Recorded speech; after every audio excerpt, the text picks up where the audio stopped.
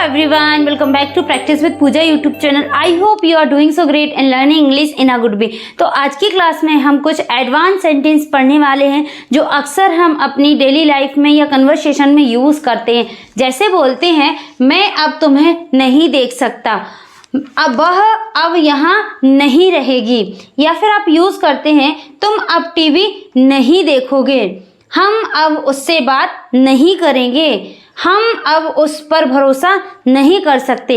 अक्सर ऐसे सेंटेंस हम कब यूज़ करते हैं? जब आप किसी को देखना नहीं चाहते हैं या फिर आप किसी से ज़्यादा देर तक बात करना नहीं चाहते हैं, तो आप क्या बोलते हैं कि अब मैं अब और बात नहीं करूँगी, मैं अब तुम्हें नहीं देख सकती। तो ऐसे सेंटेंस अक्सर हम अपनी डेली लाइफ में यूज़ करते हैं, हिंदी में बोल लेते हैं, लेकिन जब बात आती है इंग्लिश ट्रांसलेशन की, इंग्लिश में कन्वर्सेशन करने की, तो हम इन सेंटेंस को इंग्लिश में कन्वर्ट नहीं कर पाते हैं। इसीलिए हम ये प्रॉब्लम इंग्लिश स्पीकिंग में फेस करते हैं। तो चलिए इन्हें बनाने के लिए हम एक स्ट्रक्चर का यूज़ करते हैं। वो स्ट्रक्चर क्या है और कैसे इस स्ट्रक्चर को हम इन सेंटेंस में बनाएंगे, तो आपको ब्लैक बोर्ड पर देखना है और आपको क्लास स्किप नहीं करना है। स्ट्रक्चर की ओर बढ़ते हैं कि स्ट्रक्चर क्या होगा। सबसे पहले आपका क्या यूज़ होगा? सब्जेक्ट। सब्जेक्ट के बाद क्या यूज़ होगा आपका? Helping verb. हेल्पिंग वर्ब के बाद आपका यूज़ होगा नॉट। देन मेन वर्ब की फर्स्ट फॉर्म यूज़ होगी। उसके बाद आप यूज़ करेंगे एनी मोर। क्या यूज़ करेंगे? Any more.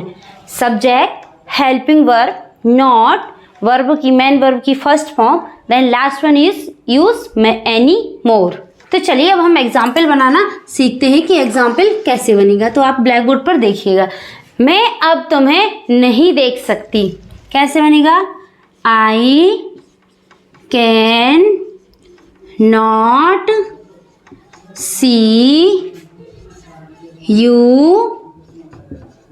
Any more. I can not see you any more. वह अब यहाँ नहीं रहेगी। She will not stay here anymore. She will not stay here anymore. तुम अब टीवी नहीं देखोगे। तुमने बहुत ज़्यादा टीवी देख ली, तुम अब टीवी नहीं देखोगे। अक्सर मम्मी पापा बोलते हैं ना, कैसे बनेगा? You will not watch TV anymore. You will not watch TV anymore. हम अब उससे बात नहीं करेंगे। We shall not talk him anymore. We shall not talk him anymore. हम अब उस पर भरोसा नहीं कर सकते। किसी पर हम भरोसा नहीं कर सकते ना। We can not trust him anymore. We cannot trust him anymore.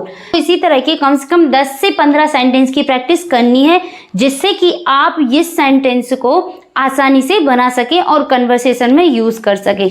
तो अगर आपको ये वीडियो अच्छी लगी है तो प्लीज़ वीडियो को लाइक करें, चैनल को सब्सक्राइब करें और ज़्यादा से ज़्यादा अपने दोस्तों तक शेयर करें, जिससे कि वो भी आसानी से क्लास में जुड़ सके।